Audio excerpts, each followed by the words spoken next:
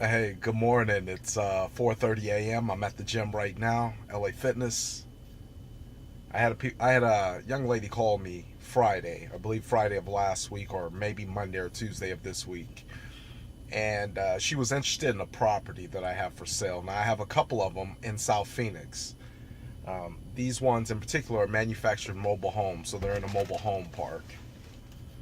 The lady calls me, and right off the bat, I can tell she's young. But she knows what she's doing because the way she's talking to me, you can tell that she's been on her own, so she has a concept or an idea about what she's trying to accomplish. And she leaves me a voicemail.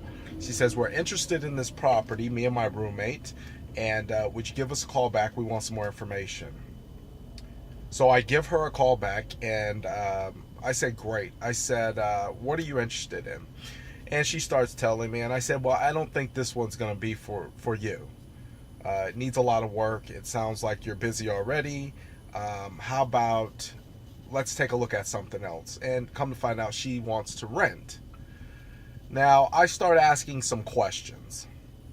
Somebody calls me, says they want to rent. I start asking them some pre-qualifying questions to find out who am I dealing with and do they understand what they're doing up to this point.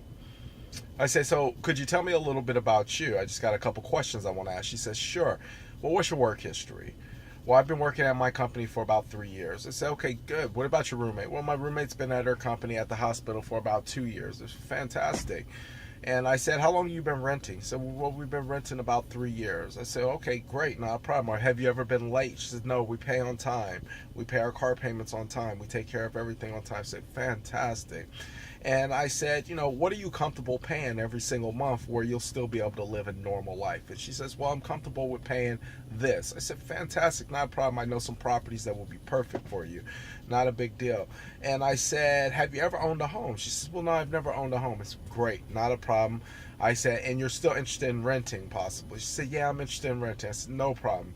Now, me in the back of my mind, I'm thinking, these are buyers, but I'm going to show them what they want, because sometimes people think they want something until they either get it or move close to it and they find out it ain't really what they thought.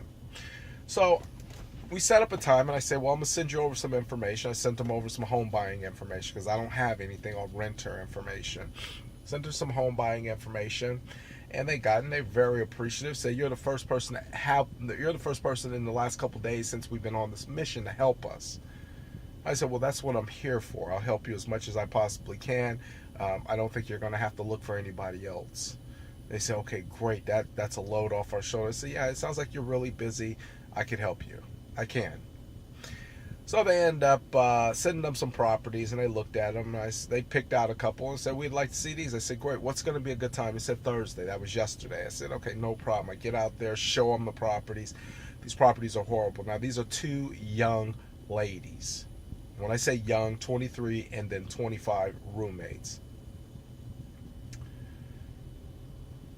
I said, "Listen," I said, "just then, my conscience won't allow me to help you rent these. I don't believe they're in good areas. They don't have covered parking. They're just not going to be the best homes for you. They're not. Well, we like them, and we can do some work to them." I said, "Well, here's the thing. You're renting.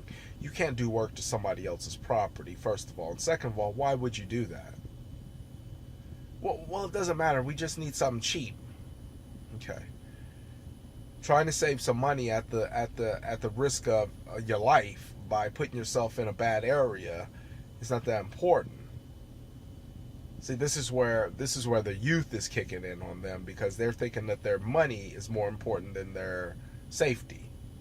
And I'm looking at these properties and I'm saying they're not secure. There's broken windows out of a couple. It's just not a good situation. I can't consciously, I can't do. I said, let's reevaluate. We've looked at what you have to offer at the price point. Can you go higher? Because I'd much rather get you in something safe than have you on a limb. And they said, "Well, yeah, we can go a little bit higher." I said, "Well, for that money, you can actually buy a home." I said, "Had you looked into home ownership?" "Oh, yeah, no, we're not going to qualify for that." I said, well, how do you figure that? Well, so, well, we already talked to somebody and they said we won't qualify for that. I said, so you had somebody run your information and they looked at everything and said you couldn't qualify. Well, no, we just talked to somebody and told them what was going on. They said we probably wouldn't qualify. I said, well, probably doesn't get you too far. I said, well, who'd you speak with? She says, well, I spoke to somebody at State Farm. I said, the insurance company? She said, yeah, but they do mortgages. I said, yeah, but they're an insurance company. She says, yeah, but, I said, so they ran your information. Well, no, they didn't run my information. We told them, and the guy was kind of rude, and he told us we couldn't do anything. I said, okay. I said, who else did you talk to? Well, I talked to a realtor, too. Oh, great. And so what did he say? Well, he said we probably wouldn't be able to get nothing either. I said, so you gave him your information. He looked at it and was evaluating you, right? So, well, no, we didn't give him anything. We just told him our situation. And he said we probably wouldn't qualify for anything.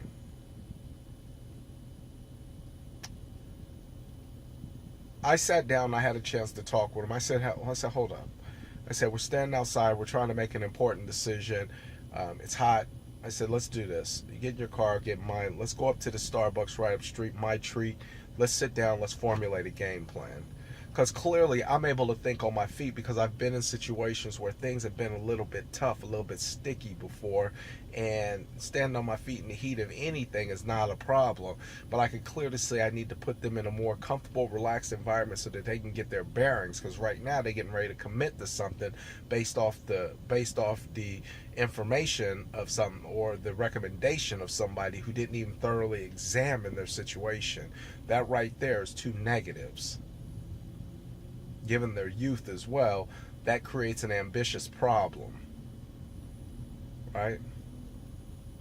So I ended up getting them to Starbucks, getting them some coffee. We sit down, we're chatting. I said, let me tell me a little bit about you. Where you from? How'd you get out here? How long you guys known each other? How long you been roommating with each other? And what's most important to you about getting into a home? So after we go through all this, come to find out, they've both come from very broken homes, very welfare-ish areas. And given the fact that I've had food boxes in my refrigerator, given the fact that there's been times when we didn't have the food that we needed, lights, electricity been turned off, we had to use kerosene where our clothes stunk like kerosene early in the morning going to school. There's been times and situations where there's been a lot of things we had to do. We had to use socks for wash towels. We had to use curtains, sheets for curtains. Get it. Valentine's Day candy in January was all there was, right? So I get it. I said, well, let me ask you something. I said, if we can get you into a home, get you zero down payment, and also get your closing costs taken care of, and pretty much have you spending the same amount of money to get into your own property where you're building your own equity and paying the same amount to get in there that you would into a rental that looked like that, and I can get you something 10 times better. I said, would you object to that? They said, well, no, we wouldn't object to that, but I don't think it's going to happen. I said, well, why you don't think it's going to happen? Well, because we talked to the guy at State Farm. I said, yeah, the guy at the insurance company. I said, have you spoken to somebody in the mortgage industry? Well, no, we haven't, but the guy at State Farm, they do mortgages too. I said, well, they do a bunch of things. They do life insurance, they do health policies, they do death benefits, they do a lot of different things, but they don't primarily source in real estate. Well, we talked to the realtor. I said, but the realtor handed you to the guy at State Farm. I would have put you in the hand of a mortgage broker, somebody who handles real estate transactions on a regular basis. But they were already so self-defeated because they took the advice of one person and they ran with it. They took the advice of one person who wasn't even qualified or skilled to give them that information, and they took it and they treated it as if it was the truth.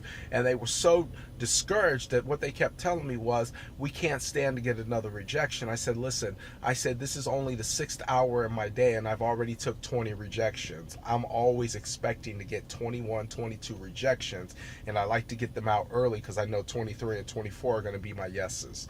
I said, so in this life, you have to get used to saying or being told no. You have to get used to being rejected. You got to get used to being hung up on. You got to get used to being told no. You got to get used to being yelled at. You got to get used to that, because part of life is being told no. Part of life is being let down. Part of life is being pushed in a direction that you didn't want to go. But after you've already overcome that, you'll get the yes, and that's why you're talking to me. I said, by the way, how'd you happen to come across my property in that area? So, well, it was actually by accident because we were looking for a different property, and we ended up on the wrong side of the street, and then we called on yours, and it was really the wrong one. I said, well, you see how things that look like they were wrong end up tending to be right, because now you have somebody in your life who's a professional who's going to not only make sure you get taken care of if it's a rental or a purchase, but I'm also going to make sure that you're taken care of to the point where you're not overextending yourself. See, because your accident just turned into your blessing, because I ain't going to fail. What I'm saying is that after everything was said and done, these people had been so brainwashed and they were so conditioned to believe that they didn't deserve anything better than what we were looking at, that they would have settled for anything. They put more value over money than they did their own personal well-being and health. 23, 25 years old. Now, I'm not saying that's the case for everybody, but I'm saying that that's a real serious problem. If we got 23 and 25-year-olds running around with that type of morale, and I can see in them that they have the ability to do great things. You're going to work every day, you're holding it down, you don't have nobody taking care of you, and you out here hustling around these streets trying to make it happen without the assistance of nobody, going house to house, just calling on signs. That's ambitious. And had they even took a second to think about how much work and effort they were putting in and how much they really deserved back, they would have given themselves more credit. And what I'm saying is one, don't ever rely on the information of people who ain't doing exactly what it is that you're trying to do, because chances are they're going to try to limit you to based on the information that they have. And that's got to be limited, because if they're not chasing their dreams, that means they have no idea how to even get there. 2, don't underestimate what it is that you could possibly do or be in this life, because last I checked, there was absolutely no limitations that could be put on you. And 3, keep on pushing. I'm out. Peace.